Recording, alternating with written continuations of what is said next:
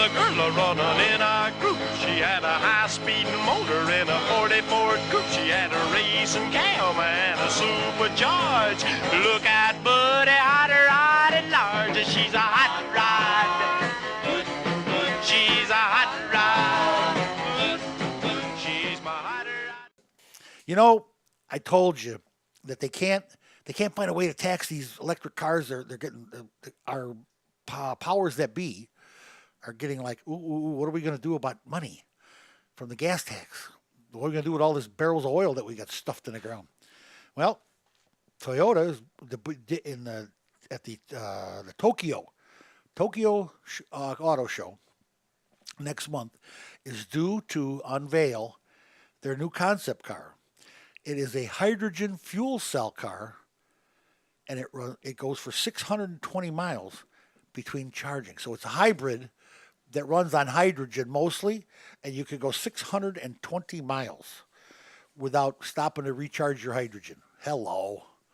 You got to love that. I mean, I'm just saying. And the new Ford CEO, this guy he's trying, I don't know, he's trying to be the rabble-rouser of the car world, but he has come out and said, hey, here's the store. Oh, boy, it's raining now, T-Rex. Woohoo.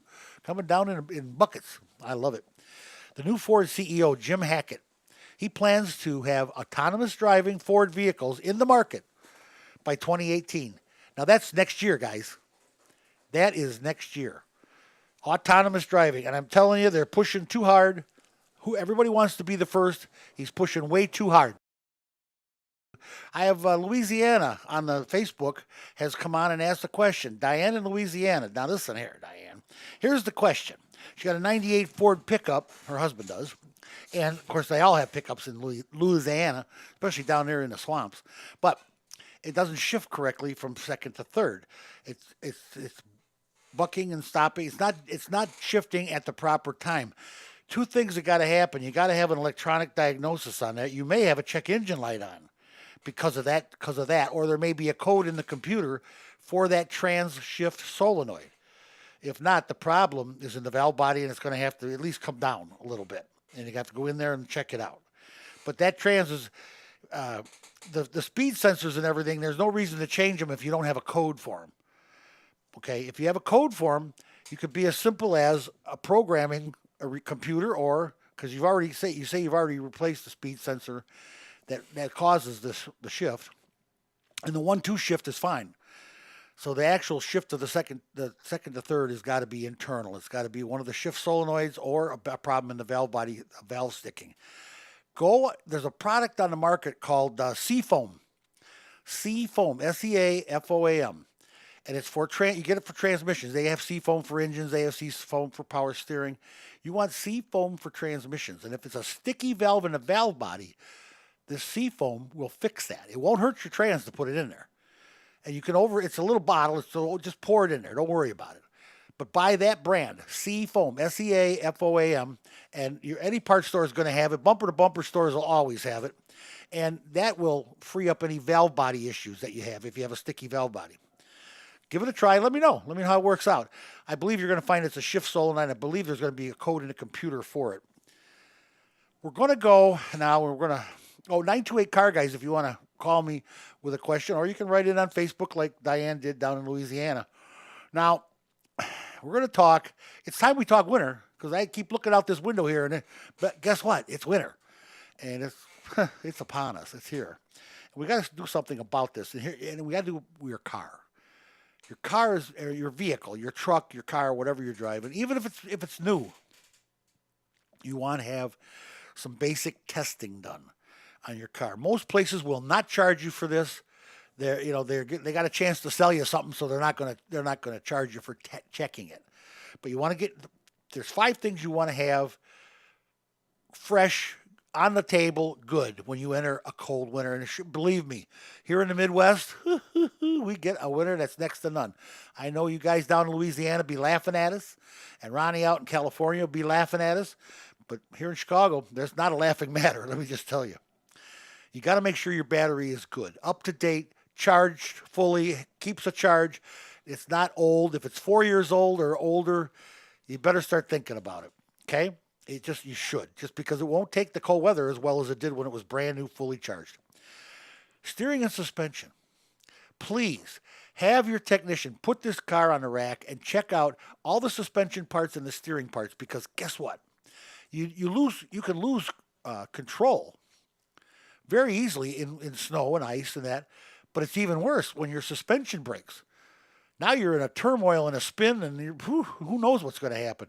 You want to make sure ball joints and tie rod ends and all that stuff are tight and good and solid.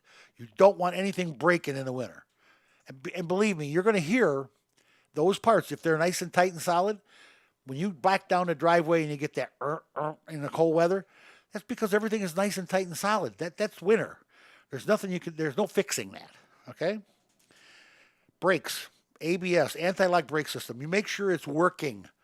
Make sure your anti-lock brake system is working, because guess what it does? It pumps the brakes a zillion times a second to make you stop straight. Go down the road straight. Make sure your brakes are good and not good about to wear out or not. You don't want brake problems in a nasty old winter, all right? Antifreeze, real important, antifreeze. Check the level, the protection level of it. It's got to be at least 30 below. You don't want anything warmer than that, because it's going to get that cold out. With the wind chills and that, you're going to get cold. And you want to know the condition of it. We've been through this before. A good technician can open your radiator cap and sniff it and tell you if it's time to flush it out and change it with some good stuff. Because it gets an acid smell to it. It gets a nasty acid smell to it. And that's just, you got to, and the guy that knows what he's talking about can actually sniff it and tell you, hey, we got to change this because this is turning into an acid. It's going to be alkali before you know it's going to be garbage. Wipers and washers. Now, you buy that washer solvent on sale at the local gas station, and you look at the label and it says good to -5 degrees or -10. That's not good enough. You need the good stuff. The stuff that's good to 30 below, because otherwise it's going to freeze up in the winter, and the only way to fix that is pull the car in a heated garage. I suppose you could take a hair dryer to it. I've never done that. That wouldn't work for me. You got to put it in a heated garage for 24 hours or 10 hours, and the wiper blades. Come on, what are they? $7, $8, $10? I mean, even the new ones, the Aqua blades, they're 15, 18, 19 bucks. Some of them are over 20. But you know what? It's well worth it. If you're driving in a snowstorm, you got to get this handled. You know, we spent the week. My manager Ronnie and I spent the week putting this together. He made a list, I made a list, and I put the two lists together, and here's what we came out with. Those are one of 5 things that you really, really don't want to go into winter without checking, okay? You don't want that first snowfall to come before you do those 5 things I just told you. Battery, steering and brakes, suspension, antifreeze, wipers, and washers. You want those things checked. It's very, very important. Hoses and belts. Hoses and belts last much longer these days. 100,000 miles. You got to make sure they're not soft, okay? Because if there is, and there's a problem, let's say it this way. The belt. You don't have 3 belts. So if the air conditioning belt breaks, you still have everything else. Or if the water pump belt breaks, then you're done. Or the alternator, then it's going to quit charging. You have one belt that drives everything. And if that belt breaks, if that belt is not good, and you go into a really cold winter, and the first time you start it up one morning, it's going to snap. And you're going to have nothing. You're going to have no water pump. You're going to have no alternator, no power steering. And you can really, and worse than that, you could be going down the road and have that baby snap because it's crummy. And next thing you know, you're buying an engine for your car because everything stops. You got no antifreeze. You got no circulation and water pump. I mean, you're going to overheat. You got trouble. So it's just stupid not to have them checked. They last longer. So don't panic if you got 40,000 miles on it. You probably don't need hoses or belts. But if you do, you want to know. And if you're up there in the 70, 80, and 90,000, you're probably going to need at least a belt and some hoses too. But your engine's at stake. Okay? That's the bottom line. You throw a belt or you blow up a hose that's nice and soft and it pops. It gets hot one day while you're under the hood and it pops while you're driving. Next thing you know, you got the red light on and it's too late. That car's overheated and it's blowed up. That engine, and those engines are $5,000, $6,000, $7,000 on these new cars. Oh yeah. not good. No, you don't want to blow it up. You know, if losing the belt doesn't strand you, a faulty leaky hose will certainly strand you. And you get very, very serious, expensive repair. For most of the winter, you'll be driving with the windows closed, which means that you have no option but to check for exhaust leaks underneath your car. Now, if that leak is after the catalytic converter and it'll get into the car through the heater system. That's because that sucks fresh air. And you will get fumes. If it's after the catalytic converter, it'll make you sick, nauseous. If it's before the catalytic converter, it's going to kill you. That's carbon monoxide, pals. That's the oldest trick of this, like closing a garage door with it running. I'm telling you, now you can't do that with the catalytic converters and everything. There's nothing coming out the tailpipe. But before that catalytic converter, if you have an exhaust leak in your vehicle, it's going to get in the car. And you're going to have the windows up. You can't let that happen. So you got to make sure that your exhaust is cool and nothing's coming through the heater box, okay? And that's a fact. I got a couple little tricks here that I want you to know about. Speaking of that good old buddy, the heater, ask your tech to change your cabin filter. Cabin filter is the air you're breathing. Not every car has them, but most of the new ones do. The newer, say 5, 6, 7, 8 years old now, have cabin filters. And that's part of your heating and air conditioning. It's like a furnace filter in your house. And when the tech pulls it out and it's all full of gunk and bugs and leaves and yuck, you'll know that's what you're breathing. Plus, the blower is going to blow better through it. You're going to have more circulation. You're going to get more heat or more air conditioning, however that makes. The cabin filter, you got to have clean air.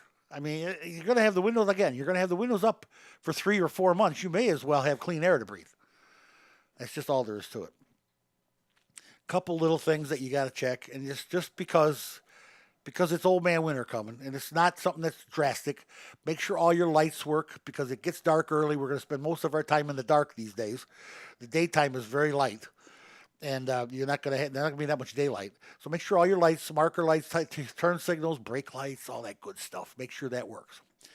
Fresh oil change. Your car will start better with fresh oil in it. You got 3 months, get an oil change. At the end of winter, you get another one. That's all there is to it. Your fuel filter. If you have a fuel filter that is serviceable, it is going to be under the car. Some of them are in the gas tank and they're not serviceable, and you don't have to change them. The ones that are on the rail or in the side of the car, outside, underneath, those got to be changed. And chances are you don't even think about them anymore. You just drive. Well, if you go 40 and 50,000 miles on that fuel filter, it's going to plug up. You need to get a fresh fuel filter on there because it takes more fuel to run that car in cold weather. It just does. Now I got 2 hot tips for you here. These are George's and Ronnie's. George and Ron put this together. These are our tips for you. This is our little quirks and tips that these are some things you're not going to read about in any books because George and Ron haven't written a book yet. But we will eventually. Clean the inside of your windows real well. Especially if you're a non-smoker, just clean the inside of those windows before winter hits. Get them really clean. Use like vinegar and ammonia or the really good stuff to clean them. The best window cleaner you can. That way, you won't have them fogging up in the winter.